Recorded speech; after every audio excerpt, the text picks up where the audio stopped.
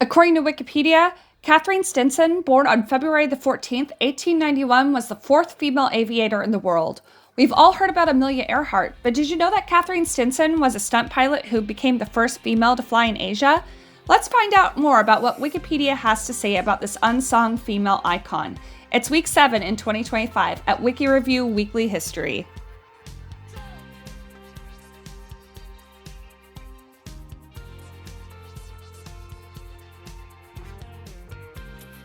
Welcome to Wiki Review, where each week I explore a Wikipedia article about a historical event that happened this week in history. I explore it with you in a fun and conversational way, review sources to assess the article's credibility, and finish by spinning the roulette wheel to pick next week's topic. If you haven't already, like and subscribe. I'm Kaylee, and stick around as we dive into the Wiki Review.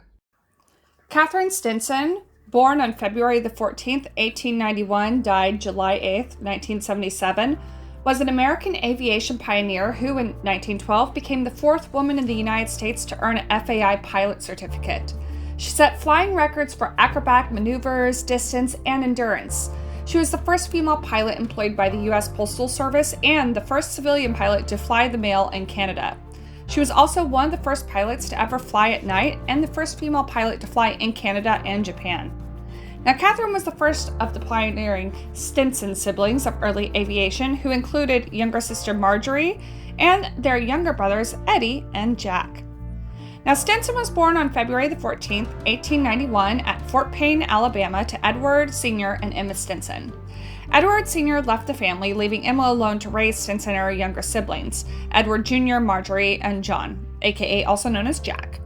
Now, Emma moved the family to Jackson, Mississippi, where Stinson attended high school.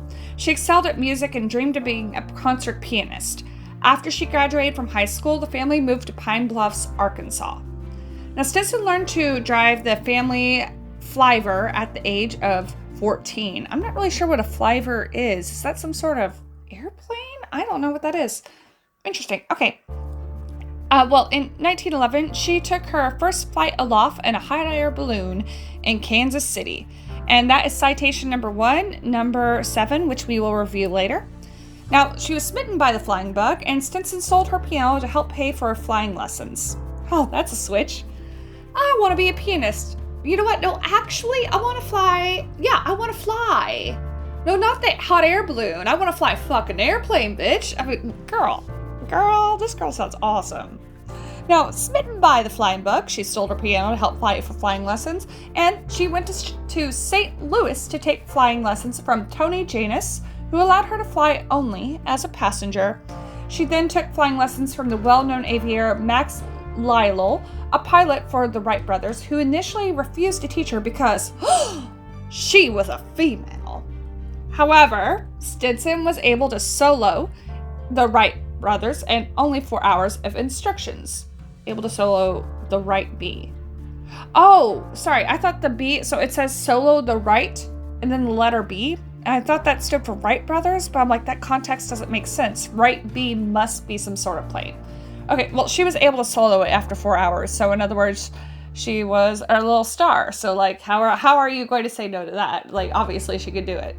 Anyway, she did it after only 4 hours of instruction. And on July the 13th, 1912, she did that at Cicero Field. She was the fourth woman in the United States to obtain a pilot's certificate, which she earned on July 24th, 1912 at the age of 21. Oh, that's a great 21st birthday party. Well, after she received her certificate, Stinson returned to her family in Hot Springs, Arkansas. Stinson and her mother Emma incorporated the Stinson Aviation Company in April 1913 to manufacture, sell, and rent and otherwise engage in the aircraft trade. In May, Stinson brought a Wright B from Lilly. In July, she flew at Cincinnati's Coney Island Park and then Columbus, Indiana in August. Oh, Columbus, Indiana. Wow, I'm from Indiana and I've been to Columbus several times. Interesting. Very interesting. Well, anyway, she then carried the first airmail at the Helena State Fair and flew at the Illinois State Fair and then El Paso, Helena, Arkansas, New Orleans, Beaumont, Texas, and then Stinson then received permission to use the airplane sheds at Fort Sam Houston. She believed that San Antonio, Texas area had an ideal flying climate. Now, in 1915, the Stinson family established the Stinson Municipal Airport and Stinson School of Flying. Emma managed the school, Katherine financed it, Eddie worked as a mechanic, and Marjorie flight instructed. This is like a power family, especially the females there. Like, rock on. I really like the sound of this woman. I'll get along with her. I like her. Well, in March 1915, the famous barnstormer Lincoln Beachley died in a crash into San Francisco Bay, and Stinson acquired the rotary engine from his wrecked plane. She rebuilt it, and she used it in her plane, which is citation number 2. Number 6, we'll take a look at that later. Stinson began exhibition flying and became known as the Flying Schoolgirl and America's Sweetheart of the Air. On July 18th, 1915, at Cicero Field in Chicago, Illinois. Ooh, I love Chicago. Well, Stinson performed a loop a year after Lydia Zaverva became the first woman aviator to do so, and she went on to perform this feat 500 times without a single accident. Girl, that sounds difficult. And no accidents, especially like during those times. Accidents were common even for like everyday things, you know. I mean, there wasn't a lot of safety going on in the early 1900s. And this is also, side note, citation number 14, which I will again look at later. I feel like I'm saying that a lot today. Anyway, she also became one of the first pilots to ever fly at night, and according to her night flying experience, she flew over Los Angeles with flares attached to the plane and spelled out CAL, C-A-L, becoming the first nighttime skyrider. Ooh! Well, in another publicity stunt on May 6, 1916, Stinson flew her plane in a race with Dario Resta, the 1916 Indianapolis 500 champion. Oh, wow.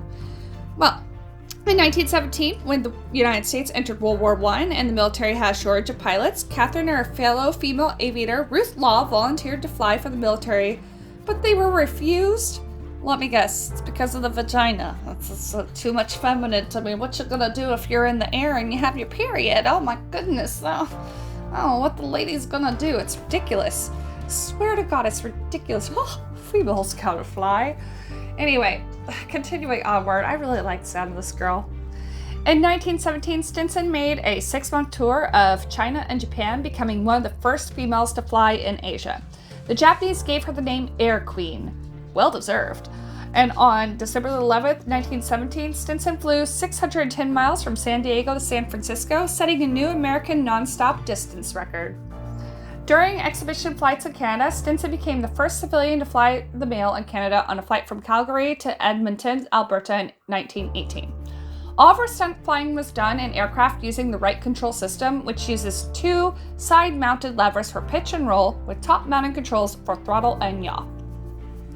Now, after the U.S. entered World War I in 1917, the government prohibited civilian flying to direct all aviation resources towards the Army and Navy for the war effort. Boo. I don't know. I guess it's World War I. I don't know. Okay.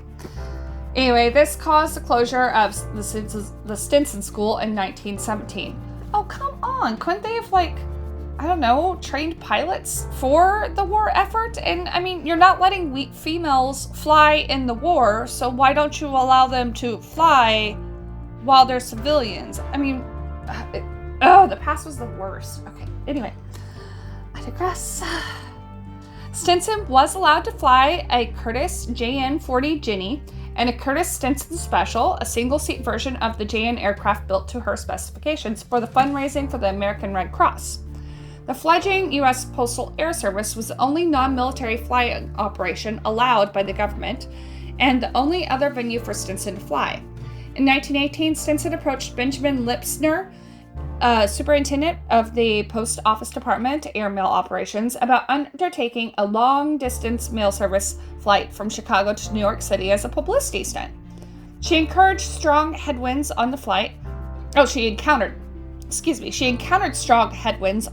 and she flew nonstop from Chicago to Birmingham, New York, where she had to stop for fuel. The airplane flipped over on a landing in the field and took several days to repair.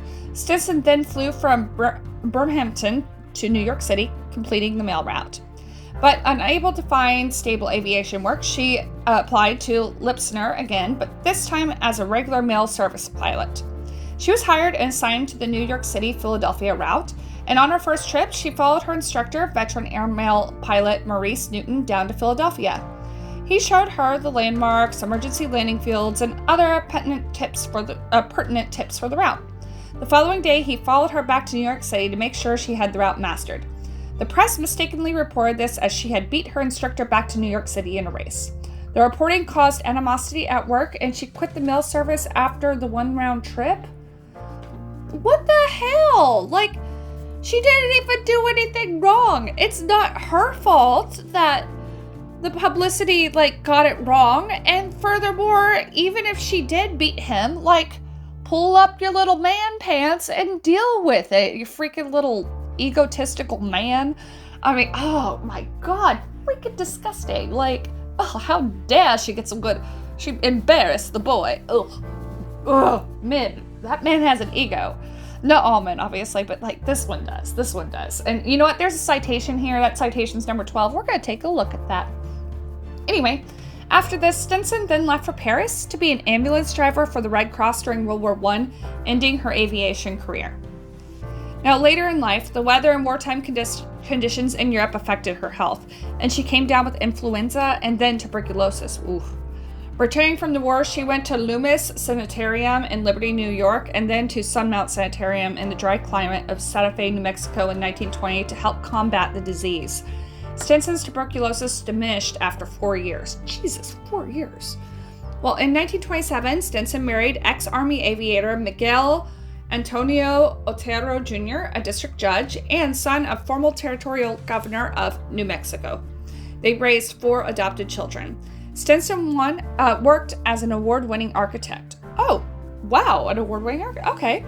And Pueblo-style house designer for many years in Santa Fe, New Mexico. She designed a house for Mary Coulter, the famed Southwestern architect, one for Hazel Hyde, founder of the Town School in Manhattan, New York City, who retired to Santa Fe, and one for Dorothy McKibben, gatekeeper of the Los Alamos Atomic Bomb Project.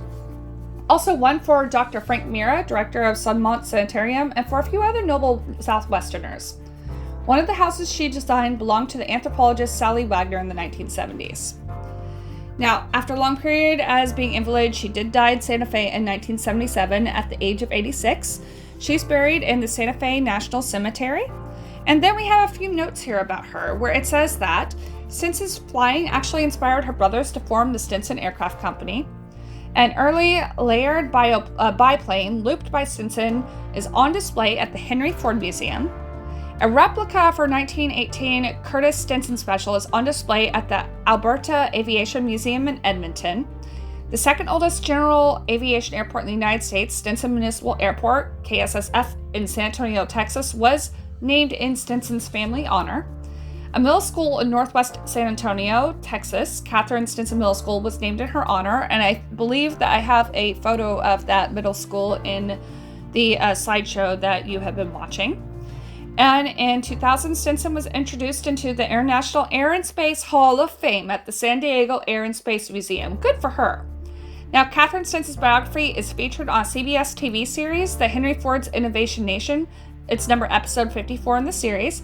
And in 2019, Stinson was selected to the National Aviation Hall of Fame. Good. I'm glad that she's gotten some of the recognition that she deserves. So, when I chose her for biography, I mean, obviously I chose it because there was a wheel spin, and I was looking up, who was born there, and then it mentioned her name and showed her birth date, and I had never heard of this girl before. I mean, we've all heard of Amelia Earhart, who is also absolutely awesome, but then when I read her article, I was like, this girl seems so cool. And, I mean, it just, I feel like there's other females out there who also did aviation that I didn't know anything about. And so I was really glad to come across her article. I thought that she was really super interesting. I'm glad to see that she's getting some recognition. We're going to take a brief pause, and when we come back, we're going to take a look at some of those citations, and then we're going to spin the wheel and find out what we will be covering next week. So stick around. Hey everyone, thanks so much for watching. As you may know, this is a brand new channel, and your likes and subscribes make a huge difference in helping me grow and get noticed by the famous YouTube algorithm. Now, who knows, maybe with your support, we'll even catch the attention of some sponsors down the road. So, if you like this video so far, please like the video and subscribe to my channel. And if you forgot, I'm your host, Kaylee. I was conducting PhD research at Vrije University Amsterdam before moving to YouTube, but I'm also a professional visual and performing artist. You can actually see some of my artwork here up on the screen, and several of my original works are actually for sale on my Etsy store. I have some on the screen that you can take a look at, but I would rather you to go check it out on Etsy. I've got a variety of original paintings, handmade jewelry, and prints available, and it's a great way to bring a little bit of art into your life. The link to my Etsy store is in the description and below. And thanks again for being here. Like and subscribe to this channel, and let's continue. All right, so let's go ahead and take a look at the citations that I want to look at. The citation numbers were citations numbers 6, 7, 12, and 14. Now, as you can see, before we get started, this is not a very long article at all. In fact, whenever I converted this to a PDF, there are only 7 pages, and 3.5 pages were actual text, and then the rest were the citations, which we're about to look at. And so scrolling down here, it looks like we have 25 citations, and also we have several sources, further reading, and external links.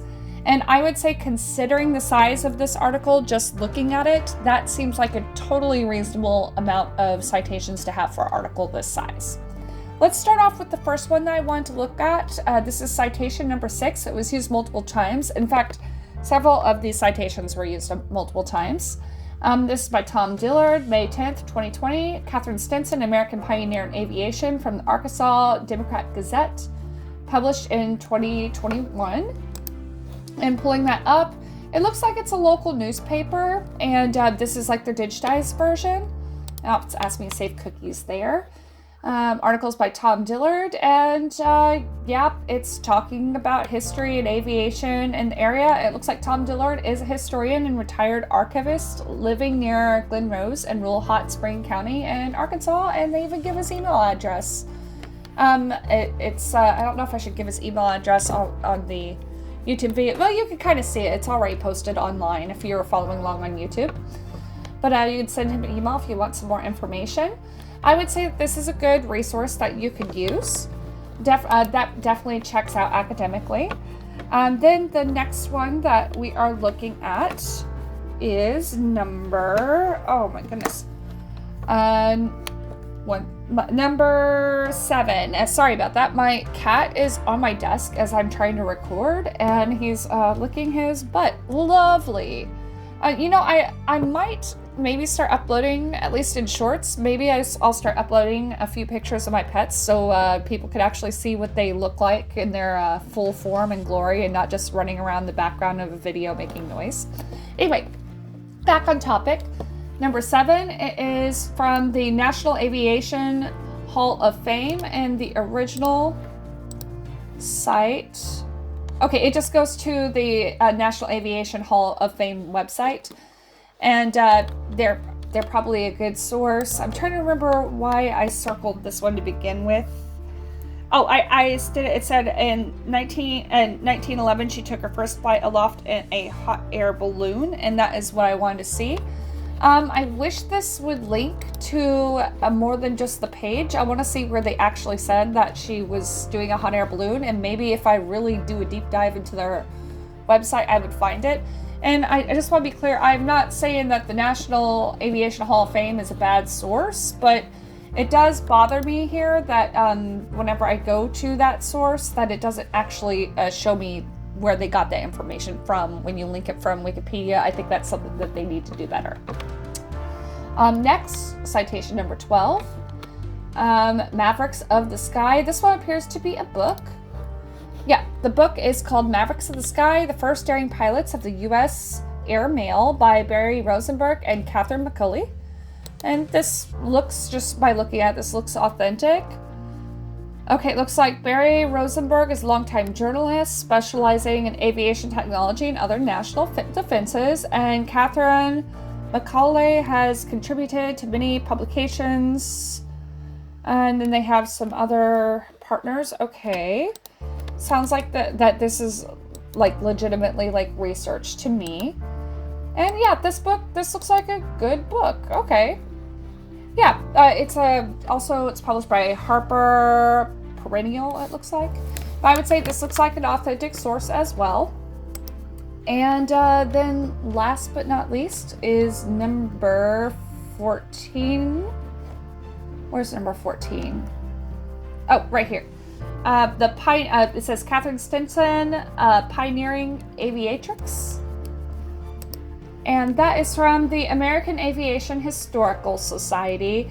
And they have a journal, AAHS Journal, Volume 48, Number 4, in the winter of 2003. A little old, but I mean, this looks like a very specialized journal. And I think oh wow, you could also purchase the article for $5 in PDF format. It has a cool little picture of her. Also, I gotta say, so first of all, by the way, this source is this is a good academic source.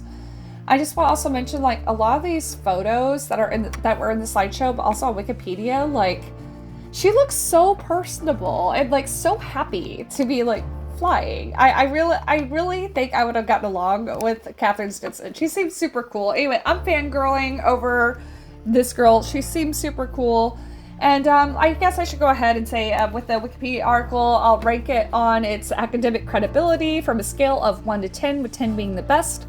I would put this at a number 8 because, once again, out of the little sample of sources that I looked at, I mean, I wish it would have linked to this specific information. That being said, everything else has checked out, and it has a good amount of sources. It seems very well balanced with the amount of sources for the length of the article that it is.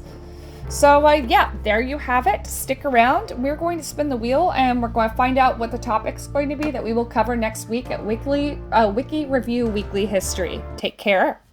Hey, if you like this video or topic, please remember to like and subscribe. And if you saw anything in the Wikipedia article that you think is incorrect, needs editing, or something you just think is cool, write it in the comments below. Now, let's spin the roulette wheel and see what next week's topic is going to be. Okay, everybody, welcome back. Let's go ahead and spin that wheel and see what next week's topic is going to be. The topic next week shall be a mystery. So we are going to cover some sort of mystery or a mysterious event that happened in history during that week. So we'll see you back next week as we go over a mystery. Thanks so much for watching today. Again, this is a brand new channel, and your likes and subscribes really help me get noticed.